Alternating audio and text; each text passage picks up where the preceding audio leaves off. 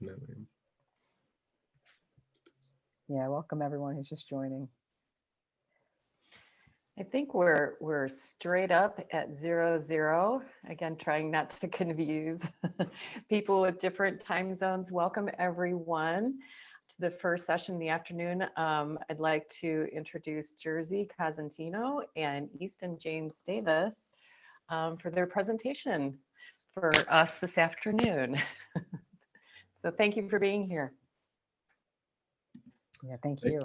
Thank you. So I'll go ahead and share the screen. So we're going to go through a PowerPoint before we get into our dialogue.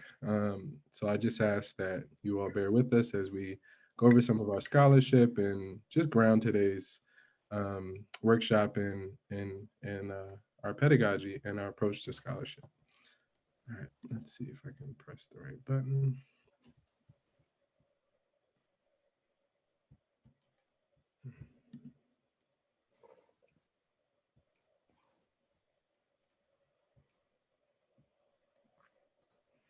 Okay. Can everyone see the screen? Or Jersey, am I sharing the full screen? Yeah, it's perfect. Okay. I appreciate having a co-facilitator and a co-presenter because it makes things so much easier. So thank you everyone for joining us. Today's workshop and presentation is titled Coalition Building in the Classroom, Utilizing Mindful Embodied Dialogic Pedagogy for Personal and Collective Empowerment, Liberation, and Action. We hope that you find the information that we present to be fruitful, nourishing, and beneficial.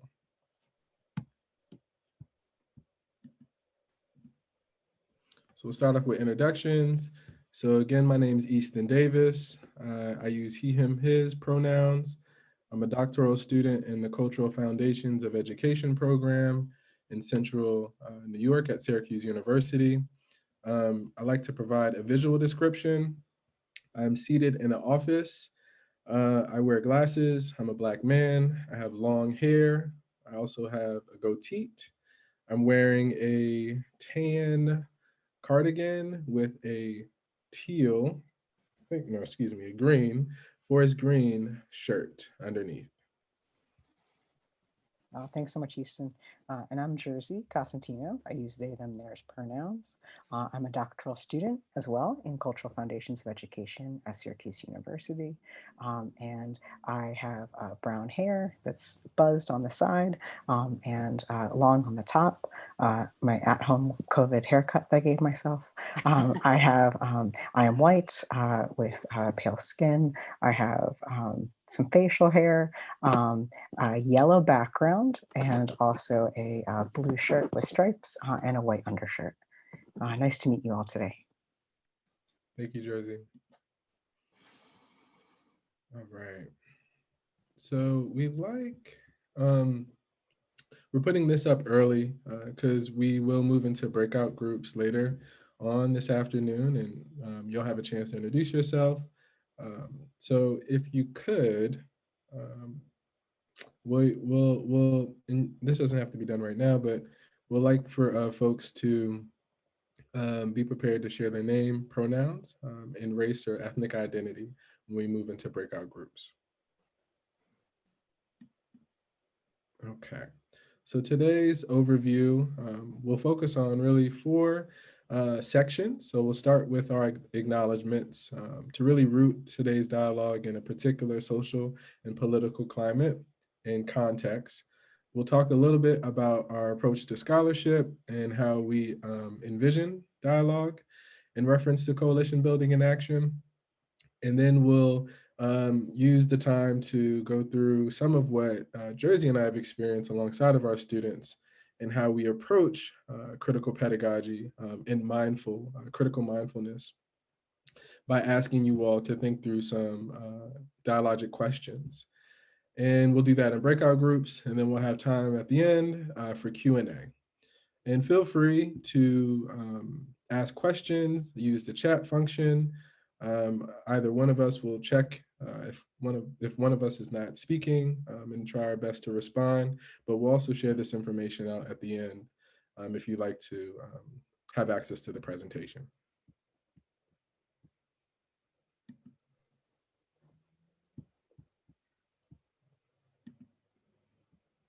All right, so to begin, we're going to start with a land acknowledgement.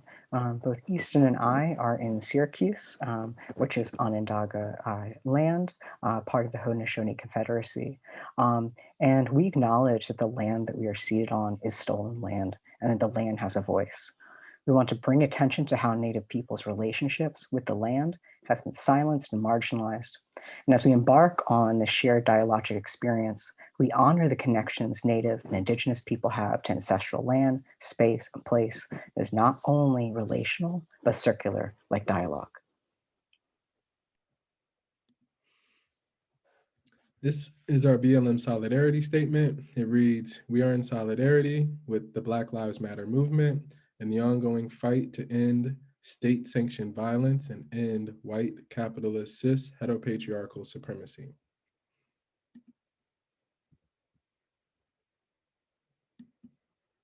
Okay, so before we talk a little bit more about where we're coming into this conversation, I think it's important to share briefly what intergroup dialogue is. So here on the slide, you can see we have a short quote from Zuniga et al. That provides an explanation to what intergroup dialogue is as a theoretical design to engage participants through a form of dialogic engagement that also works towards building consciousness raising, or awareness around social identities, and facilitates some form of action. So what's really important for us and for some of what we'll talk about is to think about the ways intergroup dialogue is circular and cyclical in its relationship to both individuals within a space and as a collective. So what I mean by that is to think about dialogue as an internal and external process, a movement of different coming to know, different thoughts, as well as naming particular patterns around social identity, systems of oppression, privilege, and power. So the course that Jersey and I both facilitate is an academic course that runs for about 14 weeks. In the course, it primarily focuses on race and ethnicity in terms of content. However, we do engage with other identities and other systems of oppression and domination. Some of what we present on today will focus on our experiences together over the last year and a half, but we want to acknowledge that a lot of what we are unpacking is ongoing and generative. Okay.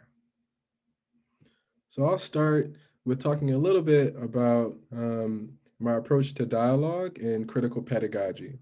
So some of what I'm sharing is based off two papers that are in preparation and one in review that get to the root of what I refer to as racial embodiment.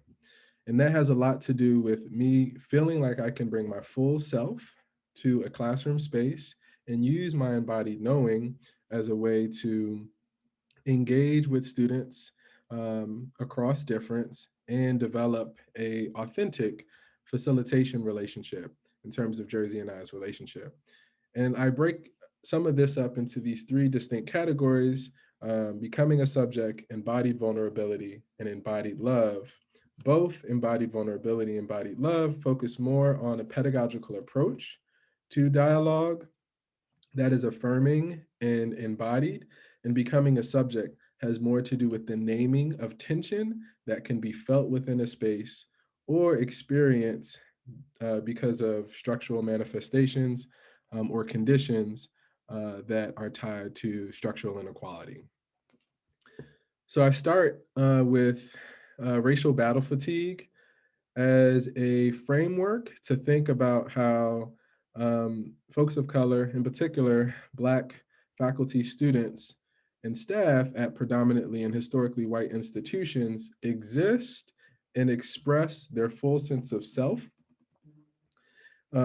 when the conditions may not allow for their bodies to be seen and heard. I then situate that into I rely on theorizing by Black feminists to think about how remembering is an invitation to see the self and feel the self, in some ways a different way. So I use Cynthia B. Dillard's work on cultural memories, because so much of what we share in this dialogic space has a lot to do with memories that we've either had or experienced or witnessed, but are prompted by other folks sharing, or sometimes the dialogic activities that we engage folks in. And this really pushes me to think about embodied vulnerability. But before I get there, I like to share just a short anecdotal story to kind of provide context to how settling into the body can be a difficult process for folks, especially folks with more marginalized identities. But I think it might be helpful to hear, at least for me, how this coming to know was based on a very, wasn't based on a good experience, to say the least. So I'll read shortly just a short anecdote that I reflect on in a piece that we don't have time to talk about now, but was really my grounding in thinking about how I can be more whole for students. So like I shared earlier, I argue that there's an assumed burden and accountability held within the struggle to engage and disengage from the reality of race and racism that is also tied to our dialogue, right? So I believe the visceral conditions related to racial battle fatigue can spotlight the significance of this embodied knowing and becoming a subject. So this short narrative alludes some of what I experienced when I was hospitalized my second year of graduate school, that happened really unknowingly. What about this environment poisons the soul? I was afraid to come back here to campus. All I could think about is what people saw and rationalized. I felt so small. I thought Black skin was impervious to hate. This campus is a violent minefield. A step in the wrong direction can be an end to the person I once was. Whiteness crept into the crevices of my mind, body, and spirit, and brought me to my knees. This form of learning is an embodied experience. So again, I wrote this a few days after being hospitalized for what I later learned was an acute migraine during the second year of my graduate school. And it's important to note that I had no current history of migraines or neurological disorders at the time of this incident. In fact, the only injuries I sustained were from growing up playing high school and college football.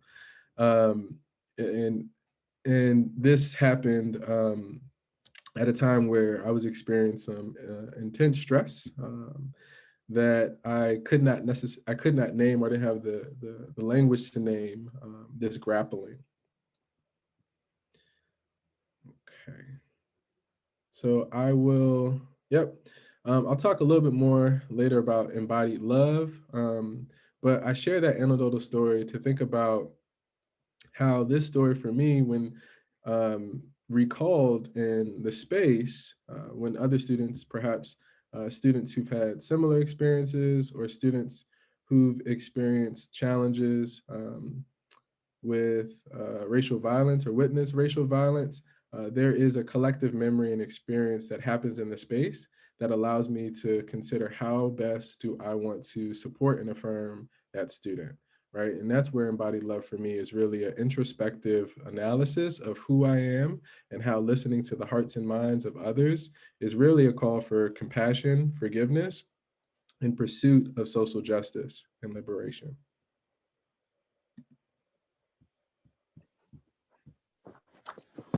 Thank you so much for sharing that, Easton. So to explore a bit of my scholarship, and how this plays out within the intergroup dialogue classroom that we co-facilitate is really around the centering of an anti-oppression mindful dialogic praxis. So this scholarship really exists in kind of three different realms that manifest as three different papers, but are in no way disjointed. They're all dialogically connected. And Easton said, similar to our ongoing facilitation, are themselves generative and are ongoing in this reflexive process. So kind of to lay the groundwork is reflecting on the ways in which dialogue and mindfulness at these intersections is this praxis of speaking out while speaking in. So from here, it's seeking to connect the external dialogue to the internal dialogue. We are in a classroom with about 16 to 20 students, including Easton and I as co-facilitators, engaging in a dialogue that we are consistently pulling into the internal realm as we're also engaging in the external. And the speaking out while speaking in, this work is seeking to also problematize insight dialogue by Gregory Kramer, which is already this well-created, mindful dialogic model. But for me, I'm seeking to really reimagine it through an anti-oppression framework where we are politicizing and situating mindfulness practices, such as the pause, such as silence, through individual positionalities and also interrelationality, recognizing that a pause or asking students to pause or speaking of silence or creating silence is not neutral. These are highly political. And the intergroup dialogue classroom, where we are intentionally coming together to grapple with systemic oppression on an internalized and a systemic level, becomes this really beautiful container to engage with mindfulness through an anti-oppression framework. And then this also really, manifests into how we are infusing the pre-existing research-based intergroup dialogue curriculum, which also Syracuse IGD program has really created and built over the years as well, by infusing that with mindfulness and also contemplative practices and embodied practices, as Easton was mentioning. So we're building on students' contemplative practices and already cultivated present moment awareness. So we also want to recognize the ways in which students are entering this space already with cultivated contemplative practices that are deeply cultural, that are also connected to the ways in which students with marginalized body minds have to negotiate and navigate spaces, particularly at predominantly and historically white institutions. And that are exclusionary towards marginalized body minds, and the ways in which that is present moment awareness in and of itself as a tool of survival within a highly oppressive world. So how can we bring that into our space, and how we negotiate and navigate mindfulness together, or bring that into our work? And also when used within an anti-oppression framework within dialogic spaces like IGD as a way to dismantle dominant structures and associated injustices, we're finding that this non-judgmental present moment awareness can be a really powerful framework for challenging personal and also relational connections to, internalizations of, and impacts by systems and privilege of oppression. Again, dialogue as external and internal. And then really also challenging the concept of what is a mindful dialogic pedagogy, and really rooting in mindfulness for me, and interrogating it in this way that confronts the ways in which mindfulness has been used as an extension of white supremacist, ableist, Western, settler colonial ideology, and recognizing the ways in which mindfulness, particularly in the ways that I was originally engaging with this practice or presented with this practice, recognizing that the harms that can occur when engaging in particular forms of mindfulness practice that has been secularized, depoliticized, non-trauma informed.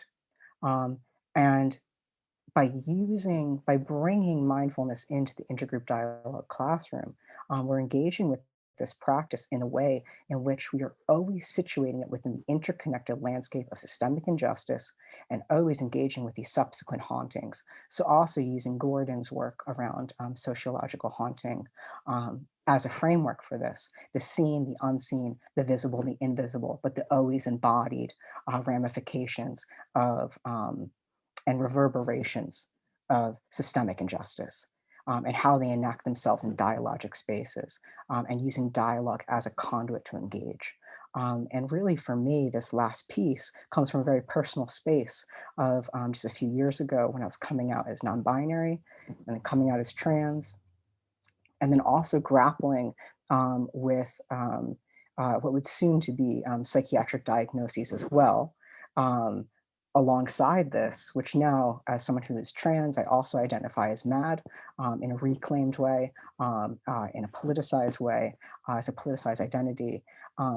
But at this time of coming out, I was using a very extractive form of mindfulness, which I'm also confronting from accountability and responsibility standpoint. Um, and when asked to engage with my breath as an anchor, when asked to engage with my body as an anchor, um, it actually triggered a really, really significant panic attack that also then led to some time in an LGBTQIA plus mental health facility. So since that point, um, going whenever engaging with mindfulness practice and contemplative practices, um, this anti-oppression lens on this, and also recognizing grappling with my situatedness within this, particularly as a white settler colonial. And how am I engaging with this practice? And then how are we also infusing this into the work that we are doing in a dialogue space that consistently is seeking to confront systemic injustices from a historical and political and contemporary standpoint.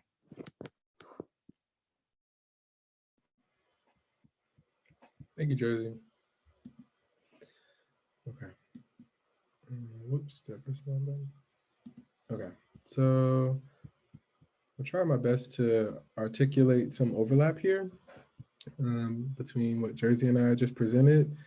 And I know because it's a slide, it is a 2D image, but I asked for you to use your radical imaginations in the spirit of many Black feminists to think about this diagram as like a 5D model in which you can feel it, you can sense it, you know it, and then of course you can hear it as I described.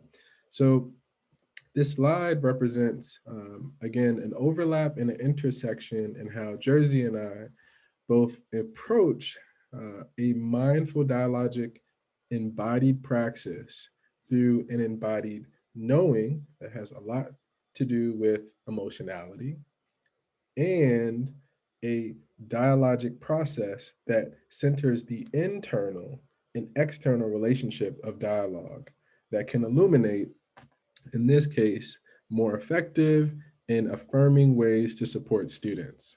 So I think to the left, of the slide, there's becoming a site and speaking out while speaking in, and it's a multi-directional arrow to help convey the story that I shared earlier as an example of becoming a site, really foregrounding this embodied knowing, has a lot to do with the ways in which we engage our internal dialogue.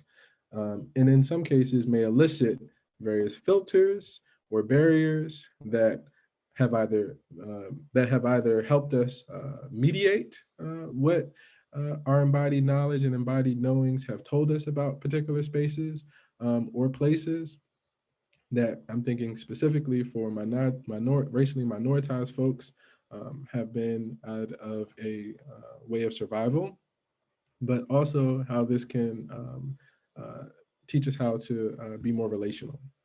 And then the second image, again, I'm thinking of this more as a contrasting and a diagram that is both contrasting and expansive in its approach. So some of how we thought about our dialogic activities in terms of our racial narratives that we coined testimonials, in which students and facilitators share the first time that they were raced. And you'll see that question here shortly. as well as our social identity wheels, which is a visual representation of social identities or social identity membership profile that students and facilitators share with each other.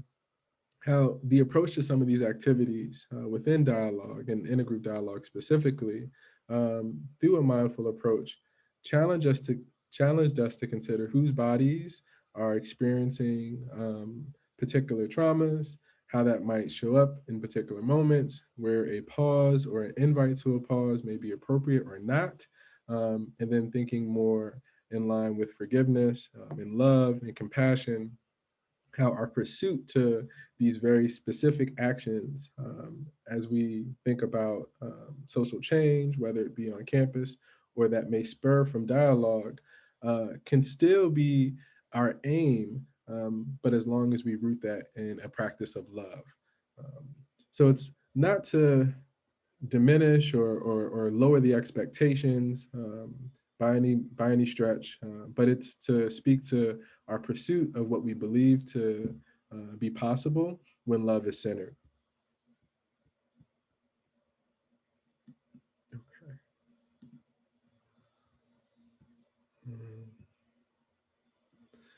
All right, so this slide has a little bit more about some of the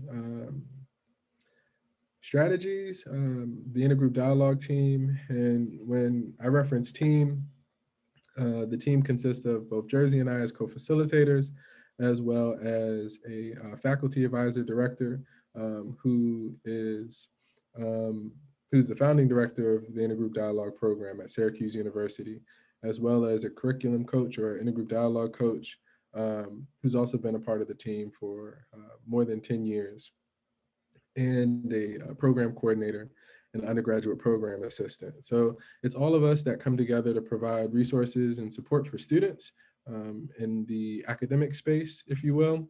But this particular slide relates to how we thought about expanding dialogue through an online platform. So going back to when the switch to online learning challenged us to think about our activities and our model in terms of a face-to-face facilitated conversation to be done online. So some of the practices that we found were really helpful and helped us in our pursuit of a more whole or embodied pedagogy was to collect information from students. So we sent pre-technology surveys that asked really explicit questions around access to safe space, if you will, private space and technology. And through that questionnaire, we were able to, or survey, we were able to identify students who we could provide technology support, rent an iPad, if you will, who perhaps needed headphones, and offered that just as an option. We also did some things that were really fun. Like we created a playlist, a personalized playlist for students. And we captured this information again from this pre-technology survey and played during the breaks. That helped to really increase what we believe to be the intimacy and the getting to know you, if you will, that we initially thought we would miss out on, given that the online learning environment can be difficult to get to know one another, because the spaces are definitely mediated by various barriers. And the biggest thing I think that Jersey and I both realized was just challenging our own perceptions of time and how that is linked to various conceptualizations around capitalism, productivity, slowing down, going deeper. We would say that often, and bridging that to the course. So coming back to specific readings that we can help students identify where they can help to where they can develop the language, to name what some of these systems are doing and how it might manifest in their daily life, as well as impact our socialization. And the second part of this slide really speaks to how we framed these changes. So we thought more along the lines of engaging in ethics of care that challenged both Jersey and I to think about our roles as co-facilitators, instructors of record, and a course that engages with these deeply intense and meaningful discussions around difference, as well as naming what was going on in the social political climate. We had to be mindful of how we were supporting students, both in the classroom and outside the classroom. So Sarah Ahmed's work is great for this. Their chapter on uses in the university and their book really paints the metaphor of doors and windows and walls, excuse me, in educational institutions, white supremacist institutions in particular, that can be really stifling to solidarity work. So we thought of ourselves as doors, as windows. How can we be more accessible, and where can we provide access? And that also centered our relationship with other campus organizations and departmental units.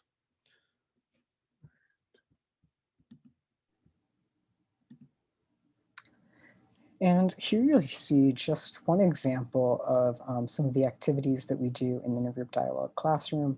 And again, all of the activities that we do, from cultural chess presentations to social identity wheels here, to race and ethnicity testimonials, which come from counter narrative and counter storytelling.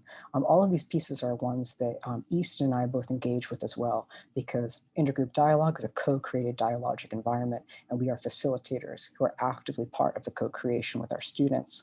And the social identity wheels here, on the left, you'll see how we've adapted this to an online environment using Jamboards. And on the right, you'll also see how we traditionally use this in the classroom when we meet in person, which is by hand, and the ways in which as well we invite students and ourselves to take a look at our social identities, our social locations, placing them on a template such as this, recognizing that we also come to this with criticality. Not everything is present.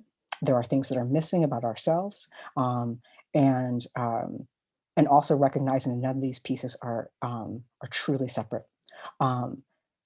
But when looking at this, and also inviting students to identify which aspects of their identity are privileged, which we call agent, and which of them are oppressed, which we call target identities, to also begin to grapple with what does it mean to have, for example, my social identity wheel on the right, I primarily agent, primarily privileged identities. So as a trans person, as a non-binary person who identifies as MAD with psychiatric disabilities, nonetheless, my access to all of the services I receive is constantly being mitigated through my whiteness, through my class privilege, through my citizenship privilege. And so really, ultimately, we're sharing some of these pieces here with you, and also on the last slide, to recognize that these activities that we engage with are in no way separate from the dialogic, anti-oppression, mindful, embodied pedagogy. Each time we are asking students and ourselves to engage with this practice, we're engaging in an internal dialogic praxis, where we are looking internally to grapple with the ways in which we have internalized systemic oppression, to then engage in the relational, coalition building, consciousness raising, and ultimately action within the dialogic spaces, always rooted in our work within the world, and also at the larger campus community. So all of these pieces are bridges between the activity, the agenda item, the songs we play, and the larger process towards dismantling systemic oppression, coalition building, and action.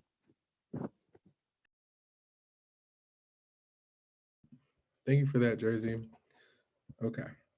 All right. So we're gonna get we're gonna shift it up a little bit and get into a different frame of reference. So we're going to embody a mindful dialogic praxis and have a chance to share with folks here in this space. So if you can, please share your video. We'll use the breakout groups to go through some of these questions. But we want to really stress that this is a practice. Like, this is not an event.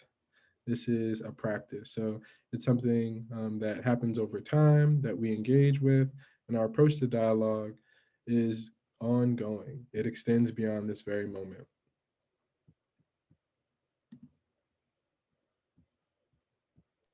Okay. Okay. Easton, would you like me to do the an introductory grounding? How's it feel? Or do you feel, how do you feel? Yes. Could Okay, you? absolutely. Okay. And these are also some of the things that we do in our own dialogue in class, where we check in with one another on who's really being called in that moment. Even if we plan something, who's being called in that moment to center ourselves in a very particular way. Um, so for this introductory grounding, we're just going to take a moment. And before we begin, just want to recognize that the breath and the body, as we've mentioned, are not neutral spaces. And so if we invite you in just a moment to anchor your awareness in your breath or to check in with your body, we also want to recognize that that may not feel safe or good for you right now. And so we are always inviting you to use this time as you please. It's always an invitation only. And at any point to also if you can, look around the room, check into other senses such as sound, or again, just use this time as feels good for you. All right, so I'm just going to invite everyone right now to just take a moment and kind of check in with where you are.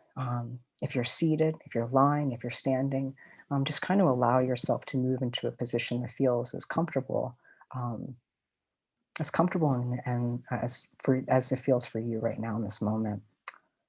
I'm just going to ask you to actually, if you're looking at the screen, to just start by actually taking a few moments to orient to the surroundings outside of your screen. So allowing your eyes to glance around your space or to feel around your space. And as you're moving around, just bring really gentle light awareness to everything around you.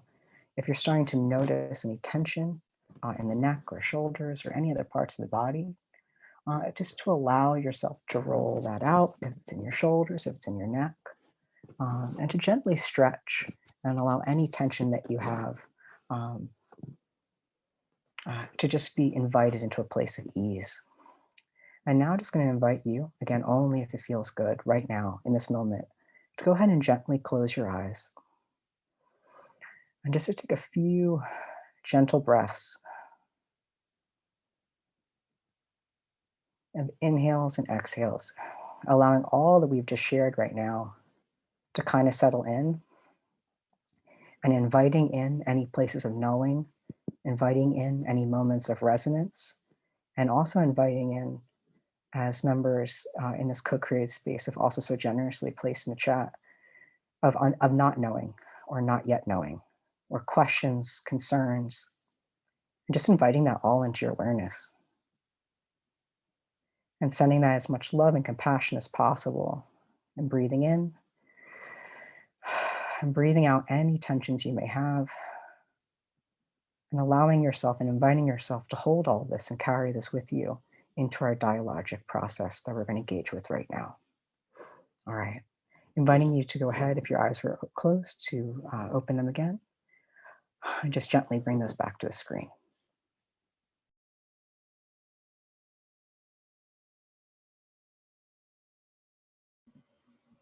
Thank you, Jersey. All right.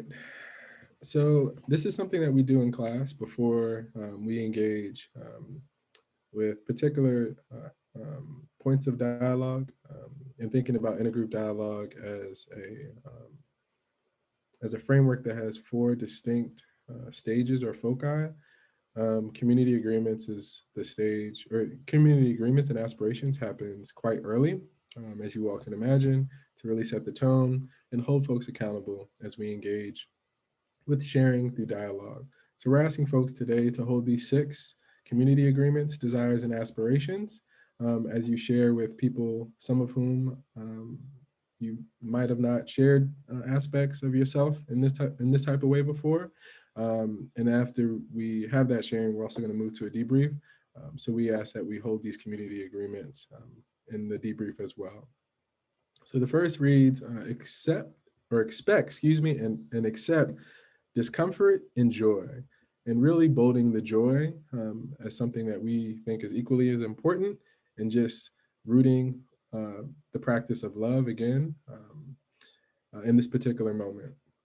Speak our emotions as well as our intellect. Speak from your own experience. So again, thinking about I statements. Listen to learn, not to respond. Anticipate unfinished business. We are set by time parameters today, and that is something that we're working within. So we recognize that we won't complete all of what we are started, all of what we start, but we hope again that this is a practice. And lastly, take the learning, leave the stories. Really speaks to confidentiality. Um, Unless folks are given permission to share specific stories with others, we really ask that we focus on the learning. Okay.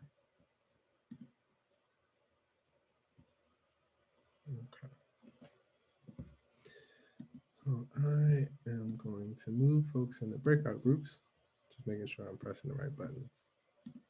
All right. Tracy, would you like to read over this slide before we move folks into breakout groups? Yeah, absolutely. So in just a moment, we're going to move into breakout rooms, about 2 to 3 individuals each. And we're really going to be seeking using dialogue to connect to our embodied awareness. So we invite you to take turns answering the following questions. Describe when you first realized that you were a erased person. And 2, in relation to your identities, privileged and oppressed, how do embodied contemplated practices show up for you in your daily life? And I'll also copy these and place them into the chat so you can also see them or have access to them when you move into breakout rooms in just a moment. Okay, so they're in the chat now as well. Thank you, Jersey. Yeah. And we have about 3 minutes. Yeah, so welcome back, folks. We recognize that time is not on our side, but we like for folks to take a moment, and I'll read the questions out loud to think about your response to some of these questions and really rooting it in an internal dialogue. So you had a chance, I hope, to share a little bit more around embodied knowing and describing that knowing with someone here today. And now we'll take a moment to think about how that external dialogue connects to this internal dialogue and these 4 guiding questions that we'll also post in the chat that you can take with you, and which will also be a part of the slide that you can take with you. So the first reads, how does your internal dialogue look, sound, and make itself known? So again, it's a silent pause as we think about and reflect, how does our or your internal dialogue look, sound, and make itself known? Does it have words, pictures, sensations? How does it show up for you in your body, your mind, and body-mind? How do you know when you're listening to this dialogue? And how do you make this active listening known? So again, these are 4 questions that we asked just as a guiding pause towards our internal dialogue before we close out. So our last slide, we're offering, it's 2:50. We're offering some space for just general reflections. Folks, feel free to unmute yourself and share out from the short abbreviated dialogue that you had with someone today, or from the presentation/workshop as well. And then we'll move into our final questions.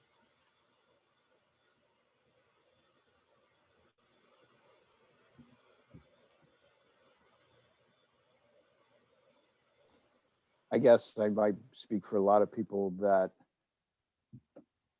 I was trying to get comfortable with getting into that exercise. And then once we started, I was really disappointed. It was as short as it was, because I think what you did by having everybody take that internal dive